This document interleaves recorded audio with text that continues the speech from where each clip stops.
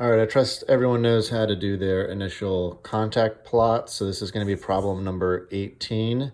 We have contact number 1, which was at 1706, and that's going to be bearing 60 degrees at 12.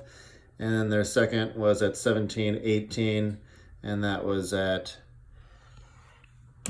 1718,059, 7.2 nautical miles. Obviously label them R1, M1 with the appropriate times. Of course, our original course 020, and then the second contacts were going to be 1712 and 1718. Draw those out, of course, we get our CPAs. They worked out for me to be 0.3 nautical miles for 1, and then for contact 2, it's going to be 1.6 nautical miles. So, of course, I recorded that information here and there respectively. Once you have your contact and your relative motion lines all plotted, you need to find the relative speed for each contact vessel.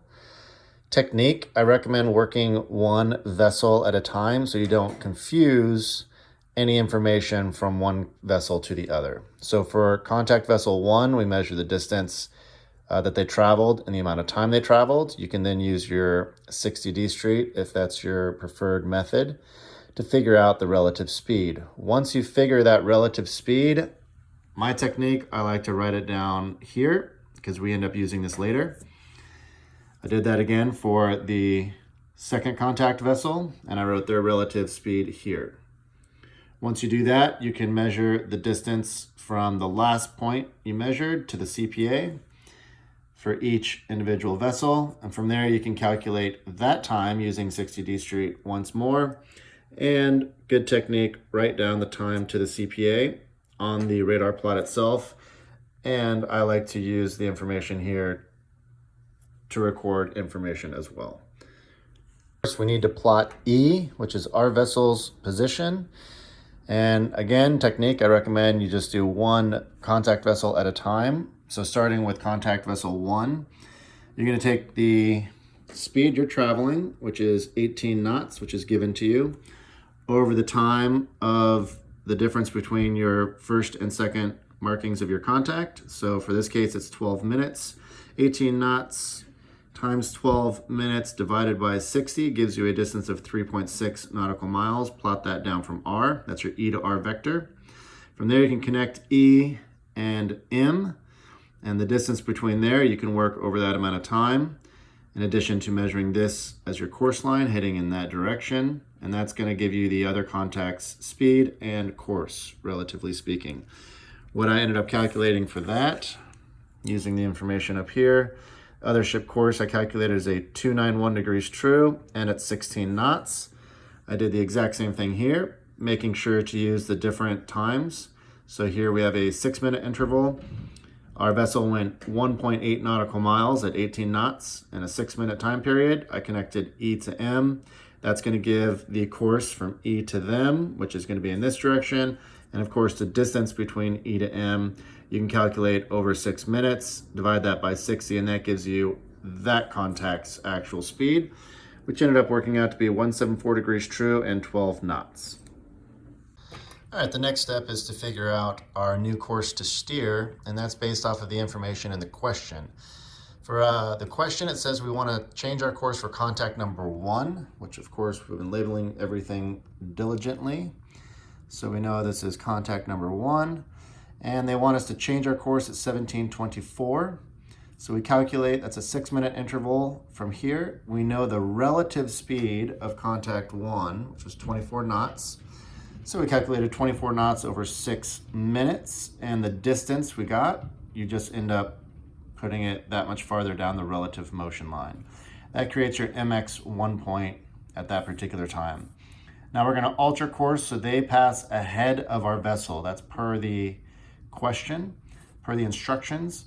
So to pass ahead of our vessel, if we're going this direction, they need to be in front of us. So we know we're gonna draw the line tangent to our 2-mile CPA, which is required in our orders.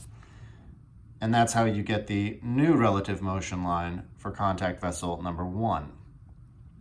You're going to take that new relative motion line, you're going to parallel it up to M, and you're going to draw a line outwards. And from there, you take your dividers from E to R, swing it outwards, and you get your R1 prime. You draw a line from E to R, E to R prime, and that's going to give you your new course to steer. Remember, you're going to get your course from E to R. So you're going in that direction. And when I did it, I ended up getting a new course to steer of 058. I just annotated that there, made a little mark on it. Find the new CPA for the other contact vessel. In this case, the CPA for contact vessel number 2. And this is after we make our course change. So in the last step, we made our course change to 058. And we're going to take that course change, we're going to parallel that new course over to the other contact vessel's E. So parallel this over to E and draw a line outwards. From there, you're going to take the difference between your original E to R vector, and again, you're going to swing it out until you intersect with that new line you just drew. That's going to be your R2 prime. From there, you connect your R2 prime to your M2. That gives you a new line, a new vector. This is going to be R to M vector. And you're going to take that and you're going to parallel that down to your MX2 line at 1724. Don't forget, you have to figure out this MX2 just like we did with the other MX. It's a 6-minute interval. We use the relative speed from the second contact vessel, which is 29 knots. 29 knots over a 6-minute period gave us this distance. So I just plotted it from M2 down there. And that's how I got the MX2. So again, you're going to take the vector from R2 to M2, and you're going to parallel that down from right here down to the MX2 point. You're going to draw that, and that becomes your new relative motion line for contact vessel number 2. And you figure the CPA the exact same way you did before, a 90-degree angle here to your position. That gave us a 3.1 nautical mile CPA after we make our course change to avoid contact vessel number 1.